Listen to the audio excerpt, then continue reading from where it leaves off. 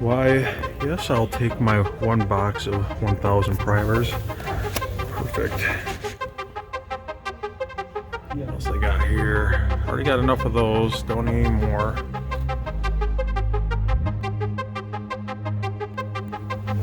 Score.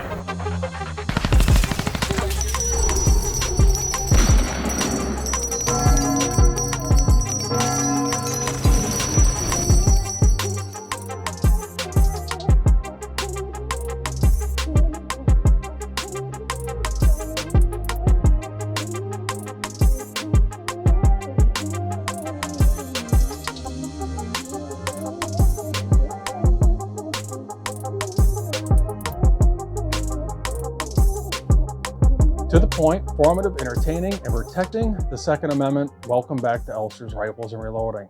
And as promised from last night's live reloading event, prepping up this ultra dirty 5.56 Lake City brass to get this cleaned up using some Southern Shine media.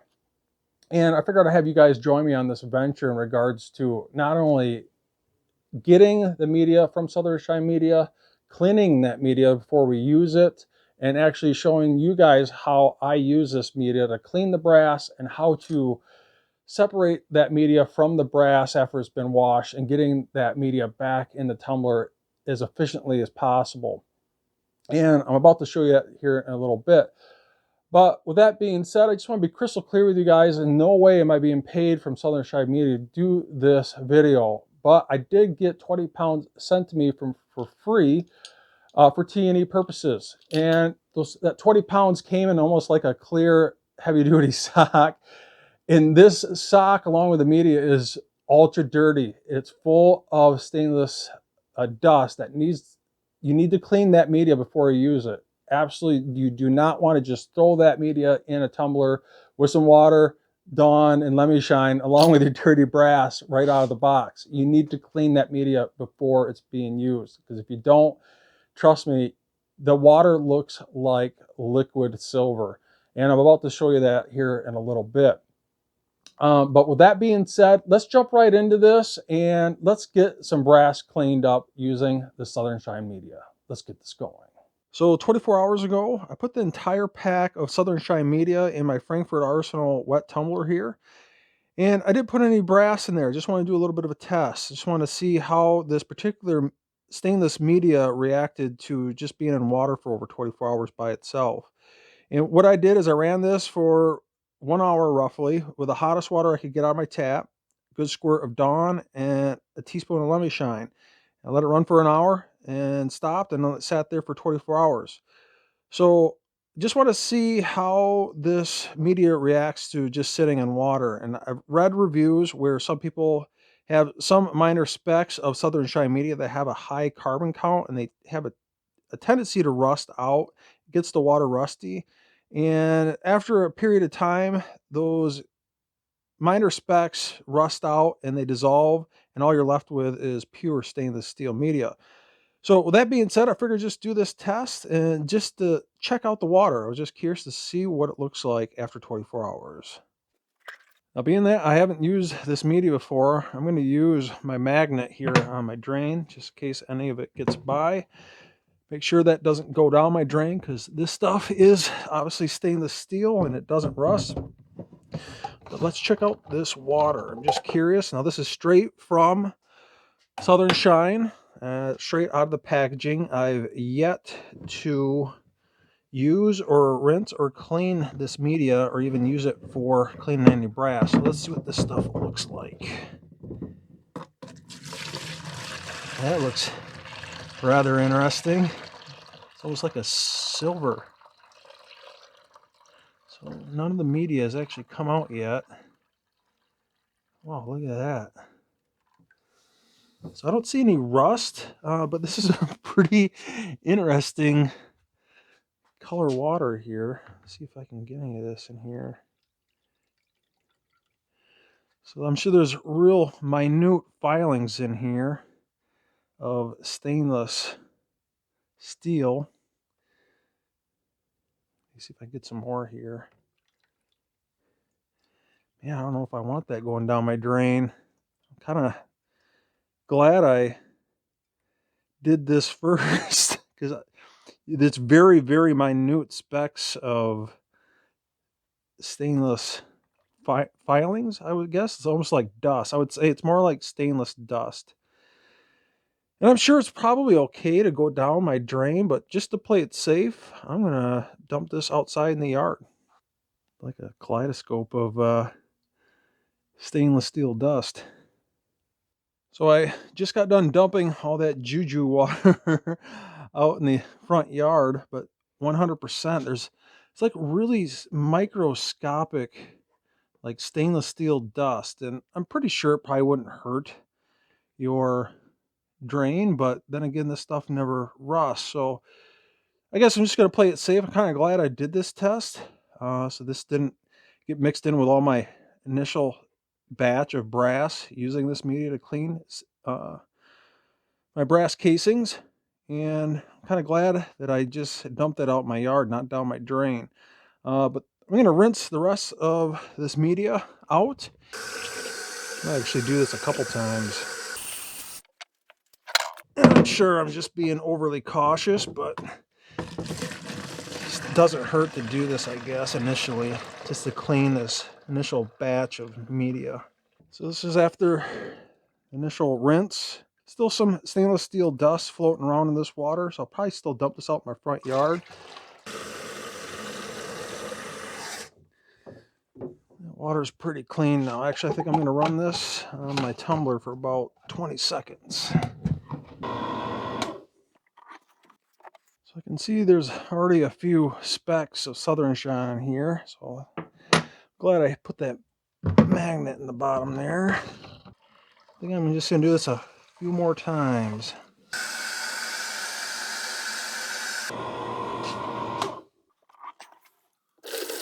Oh, there we go. That's looking a lot better.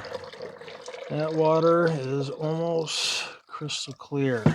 So that's looking really good. I can pretty much see right to the bottom. So I think I'm good to go. And I'm kind of glad that I did this initial test. And I would highly advise making sure you rinse out the Southern Shine media before you actually start cleaning your brass. These little specks are a lot harder to keep an eye on in regards or in comparison to those little stainless steel pins. So if I plan on using this media, I think what I'm going to do, which I had previously in my drain, is I'm going to re-epoxy this magnet right here. And man, this stainless steel dust is just everywhere. This water's looking a lot clearer. That looks really good. So I feel confident I have nothing but Southern Shine stainless media left. There's no real stainless dust floating around this water anymore. So at least that way when I do my first initial washing or tumbling of brass, that all that stainless dust is not going down my drain. These pieces have a lot easier time of floating on top of the water. It seems like they sink pretty quick, but some of these float on the top.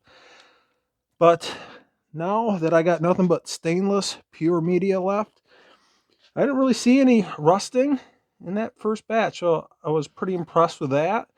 But now that I have nothing but pure stainless Southern Shine, I am ready to rock and roll on cleaning my first initial set of cartridges. Now I definitely don't need all of this in my Frankfurt Arsenal tumbler, so I'm gonna put a good margin of this back into storage, especially now that this is nice and clean. And being that this is pure stainless steel, you don't have to dry it. You just store it away wet.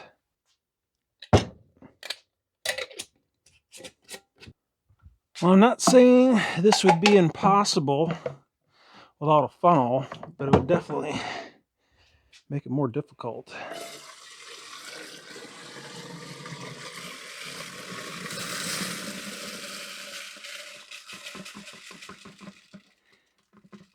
I think the only way I'm going to get this out of here to the funnel is to put a little bit more water in it.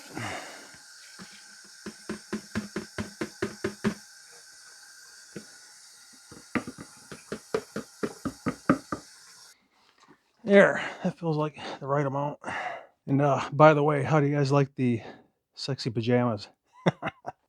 So 2 small dabs of this amazing goop on this magnet will be enough to hold this in place. So if I ever want to remove this down the road, I can. You just pop it right off, which I've done that before and it works perfect. Just enough to make sure none of that media goes down my drain. But I'm going to get the hottest water that I could possibly get out of my tap here. So I'm going to let this keep on running until I start to see steam coming off this water. And that looks pretty darn good right there. Now I'm going to take Dawn, and I recommend using Dawn only. I'm going to put a good squirt here. You don't have to put too much. A little bit goes a long way, something like that. And a teaspoon of Lemmy Shine. Maybe just a hair less than a teaspoon. You don't want to go too much on this Lemmy Shine, otherwise your brass will turn pink. But something like that. So dump that in there. That's my typical solution for something like this and using the hottest water possible. So I'm going to fill this all the way up 2 inches from the top just to make sure that the suds don't overflow out of the tumbler when I put the cap on. Get my cap. And I am going to run this on this tumbler for an hour and a half. And we'll check it after that. A few moments later. Just be careful when you're removing this. Sometimes some is still stuck to this clear lid. So that looks really good. So I'm going to set that off to the side. And what I like to use is just a $2 popcorn bowl that I got from Walmart and a $2 vegetable strainer. And it's obviously important to make sure you have something to pour your media into so it doesn't go down your drain. And you just got to be careful. There's obviously some really minute pieces here around the lid, so make sure that doesn't go down into your sink. So I'm going to just set this off to the side. So what I like to do is just run the cold water for a while until the water is completely clean. And you can see there's some very minute specks of that media on top of this floating in these suds, and I guarantee that's going to go down into my sink, and that's where that magnet's really going to come into play. So it's important that you have that. So I'm going to let this water run for a little bit until this water is completely clear. All right, so now I feel that the water is nice and clean and clear here. And you can see, for example, like this one piece of brass is just chock full of that Southern Shine media. So obviously we need to get all of that out of these cases. So usually what I like to do is just continue running my cold water, and I'm just going to run this with my hand and get all that Southern Shine media out of the cases, and especially out of the primer pockets. All right, so I've been doing this for some time now. I would say roughly about a minute.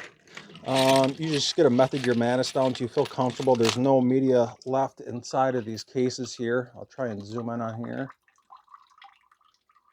So that looks really good. Nothing stuck in the primer pockets. Matter of fact, let me grab a few of these here, and man, they are as clean as can be. I don't think they can get any more cleaner than this. And let me see if I can zoom in here so you guys can get a clear look of these primer pockets.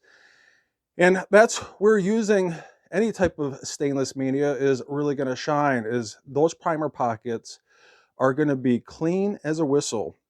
And if you guys watch that live feed where I swaged these primer pockets, but I also ran it on the uniformer, not only to uniform the primer pockets, but to clean them up, and then finish off those primer pockets with the Southern Shine media. And man, oh man, look at those primer pockets. They are as clean as could be. There is not a single speck of carbon inside those primer pockets. And that's where using the Southern Shine media when swaging your brass also comes into play.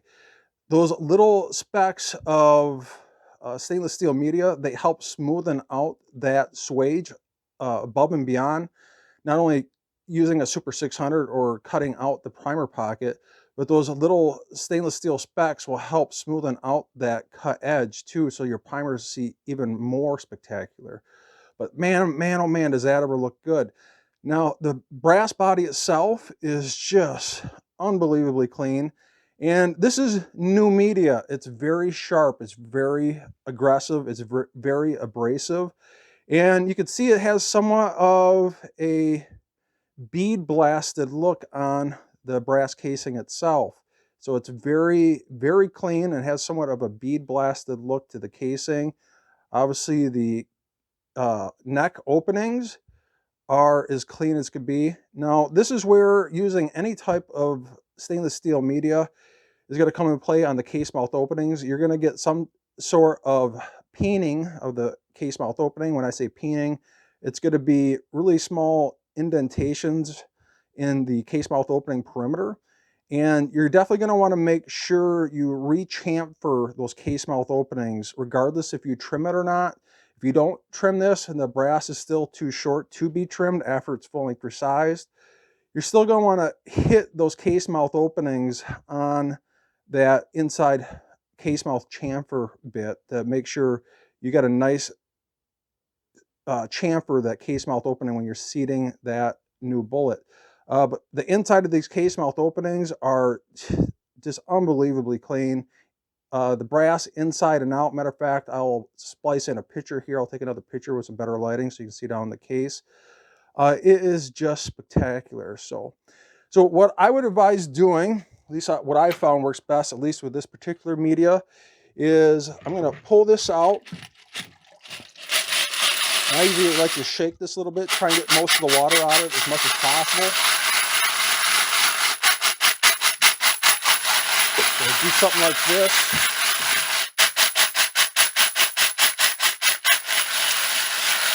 So I feel comfortable that I got as much water as possible out of there. And this is where the Cyclone case dryer really shines. It's got a water trough on the bottom that catches extra excess water dripping off this brass, and it falls down in the water trough. Also, the heating element is at the bottom of the unit, and obviously heat rises. It's the best place to have your heating element. In my opinion, if your dehydrator has a heating element on the top, it's kind of going against the natural flow of heat. So I would recommend getting the Cyclone case dryer. And not only that, but the temperature is just set, ready to rock and roll for brass. And most importantly, it has a timer. This Cyclone case dryer is specifically made for drying brass. And not only that, but it's such a small footprint. I believe it's 14 inches by 10 inches. The space it uses on my bench efficiently. So I'm going to dump about half of this on here. So this is 100 pieces. So I'm going to get approximately about 50 pieces per tray. I could probably just dump all 100 on here, but I got the trays. What the heck? I'm just going to use them all. We're going to get this dried up. So before I turn this timer on, how I get this media back in my tumbler. I can't stress enough to make this funnel. I have a video in my video list showing you how to make this funnel. I think I got this funnel for, I think, $2-3 at Menards. I literally cut the top off. I got this part that came with the Frankfurt Arsenal tumbler. It's just some cheesy strainer that they had for trying to get the media separated, which I think was an absolute joke. I cut that off and I epoxied that in place on the bottom of this cutoff funnel. So obviously I can just put that right on the top of the Frankfurt Arsenal tumbler like that. Now I'm gonna get most of the water out of here, but I'm actually gonna leave some of the water in my popcorn bowl because that's gonna help get the media back in my tumbler. So I'm gonna dump this in with the water. So not all of it's going to come out. I've done this numerous times. It's probably the quickest way to do it. Matter of fact, a lot of it's going to get stuck here on the popcorn bowl. So you can see some of it's still stuck on there. So what I'm going to do is get some nice cold water here and make sure that I direct the water towards in the popcorn bowl. And I'm going to swirl this around kind of like I'm sifting for gold. So it all kind of clumps up at the bottom like so. And then I'm just gonna dump that back in. And just like that, that's, at least I've found, is the quickest and easiest way to get that media back in the tumbler. And for something like this, I'm sure probably 2 hours would be good enough. So I'm gonna set that at 2 hours. And I'm gonna do something else. Go mow the yard or snow blow the driveway. It's one of the two, at least in Wisconsin. Now, something else I think I'm going to do here, especially while I'm waiting for this to dry, is I'm actually going to grab 2 pieces out of here. Most of this is still wet. It's only been in here for maybe a half hour. And I'm going to inspect the inside of these case mouth openings, the inside of this body, all the way down to the flash hole with my bore scope. And that's kind of the nice thing about having a bore scope, not only to inspect your rifle's bore, but you can also use it to inspect the inside of your brass casings. So this is still kind of wet. I could see the primer pockets are still marginally wet on this. So this is just another trick if you are in a pinch and you want to dry your brass ultra fast, is you can use brake cleaner. And once again, non-chlorinated brake cleaner. I know some of you guys have seen me use this in the past, not only for cleaning my dies in my powder drop assembly for my progressive press, but you can also use it to turn wet brass into ultra dry as a bone brass. And you spray this right down to the primer pockets, down the case mouth openings on the outside of the body, and then hit this up with an air hose right into the primer pockets, down the case body, right down the case mouth opening on the outside. And just like that, that brass is as dry as a bone. There is no water in those primer pockets, and I could reload this right now. Matter of fact, I could take this clean out of the water and just do that trick I just did with brake cleaner and an air hose, and I could reload this right now. All right, so I'm going to keep my side-facing mirror on my bore scope here. I'm actually going to screw it all the way out because I want to inspect the case mouth opening, and that mirror is going to be ultra close to that, so I need to screw this out to get a clear picture. So I'm going to feed you guys in right now. So I'm going to hit record, so you should see what's going on here with the bore cam. I'm going to insert this in, and we're going to check out the case mouth opening. And you can see, at least on the case mouth opening, you can see that peening of the case mouth opening. And so you can see how there's kind of a jagged edge. This is yet to be trimmed. And see if I get a better picture of this here. So this is yet to be trimmed. Now you can see this case mouth opening is shiny brass. So that media is doing its work. It's making that brass as clean as possible. Now keep in mind, some guys I know actually like to leave a little carbon inside the brass. Some guys like it super shiny and sparkly. Some guys like to leave a little carbon inside there, almost like a natural case lubricant for the bullet. So that I'll leave that up to you. That's something you need to decipher yourself. But you can see there's a very jagged nature to this brass.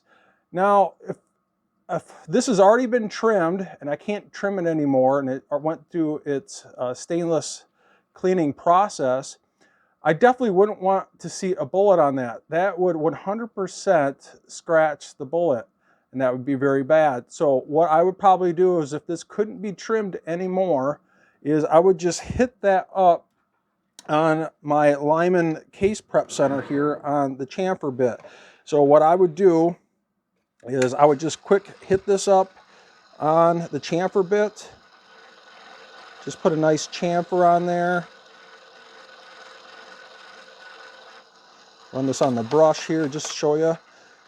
And now let's check it out. And this is why, regardless if it's trimmed or not, if you're using stainless media, why you should rechamfer the neck. At least touch it ever so slightly.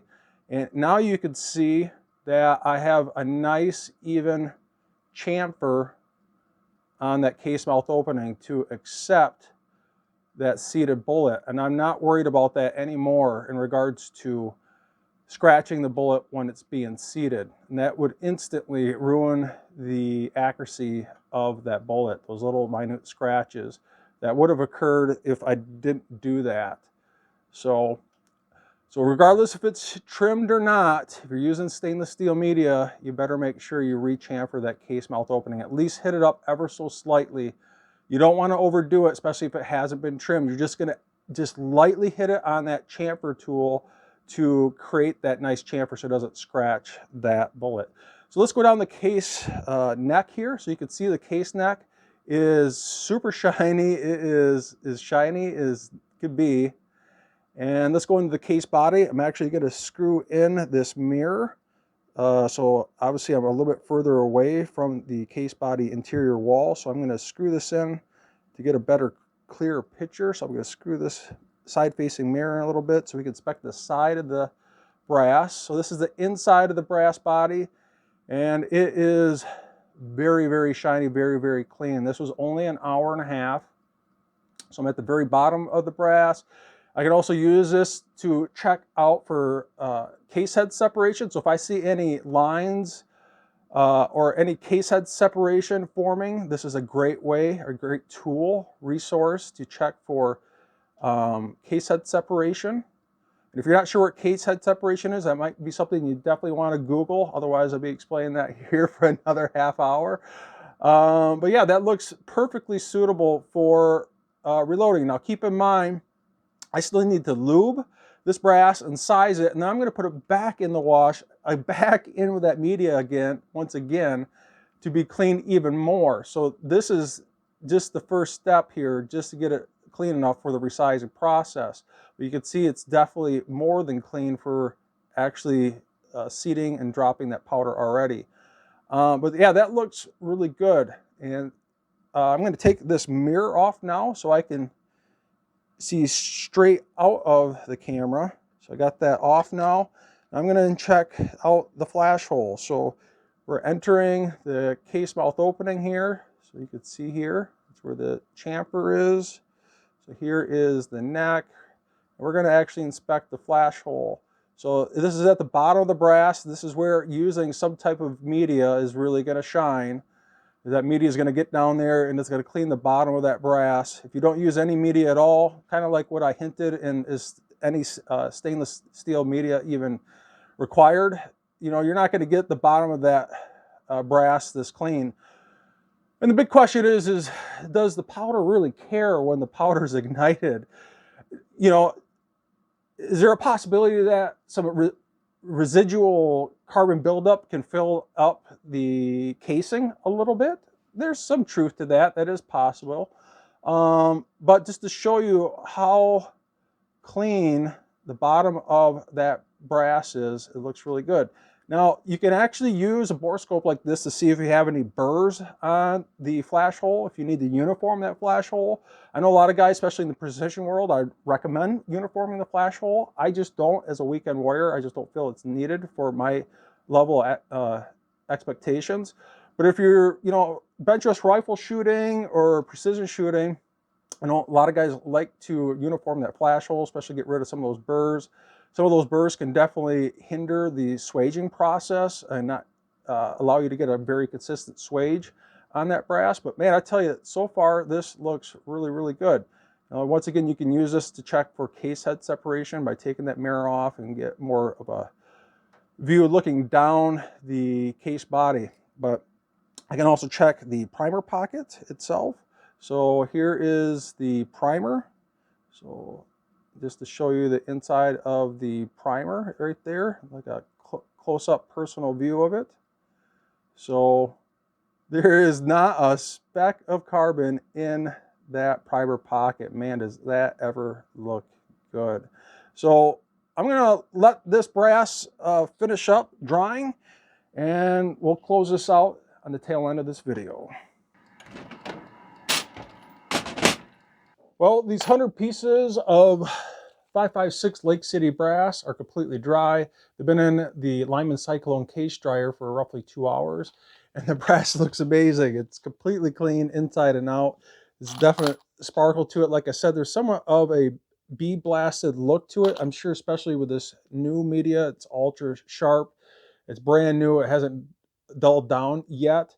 And you definitely get somewhat of a bead blasted look to this brass. And it looks really good.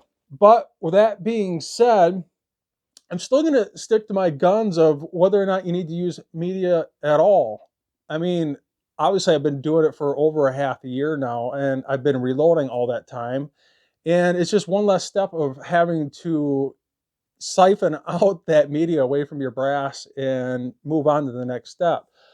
But with that being said, I know a lot of guys want to use stainless steel media in their wet tumblers. And if you are, in my opinion, this is the only route to go.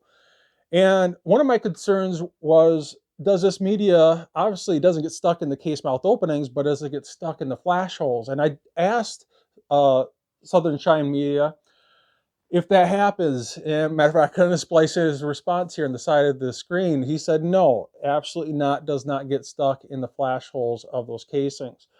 So I plan on still using this media, and once I got a method to my madness down, it's actually not too bad to get this media back in the tumbler. Like I've shown you guys here with a popcorn bowl and using this funnel, it's actually quite easy to get back in. Once you get a little bit of water mixed in with that media and get it down that funnel, it's quite easy to get back in the tumbler. And I know a lot of guys have been complaining about, how do you get that back in the tumbler? Some guys find that really difficult, especially if they're new in the reloading world. So that's definitely something I would keep in mind, especially if you're new and you're about to purchase that tumbler. I highly advise just beelining it to the Frankfurt Arsenal tumbler. Matter of fact, in the description box below, I'm going to have one of my Amazon affiliate links for that tumbler. And if you do click on that purchase, I do get somewhat of a Amazon affiliate kickback. It's not much. It helps support the channel. It costs nothing to you, especially if you're going to make the purchase anyways, but it definitely helps support my channel. But I wouldn't promote this unless I thought it was a good product. And the same goes with this media. Throw the pins away. If you're going to use stainless steel media, in my opinion, this is the only way to go. So if you want to get some of this on order, definitely check out Southern Shine Media on Facebook. Send him a message, let him know that you're interested, and he will get you squared away. And this is ready for the resizing process. And I'm going to get this lubed up, resized, and we're going to get back into the wash with this Southern Shine Media. And I'll probably end up doing that live so you guys can see that in the future. So that is yet to come. Well, I hope you guys enjoyed this video. I hope you guys learned something. And if you did, not only pass this knowledge on to the next generation, but scratch my back, and I'll continue to scratch your back with this amazing content by not only subscribe, like, and share, hit that notification bell. When you hit that notification bell, make sure you hit notification all. Become a Patreon. It helps out more than you know. Make sure you check out my other websites and social media accounts on Elfster's Minute Americans and also the new EP integrations. Facebook, Instagram, and YouTube for EP integrations if you're interested in getting your hands on that new EP 2.0 annealer that's about to hit here very soon, most likely in the next month or so. Getting everything squared away with the website, the LLC, and linking those business accounts to that website. And once that's ready to rock and roll, I'm going to hit publish, and that's going to be ready for purchase. Now, EP 2.0 annealer is going to be shipped for $268. That might change plus or minus, but that should be pretty set in stone there on $268 shipped in lower 48 states. Other than that, I will see you guys in the next video.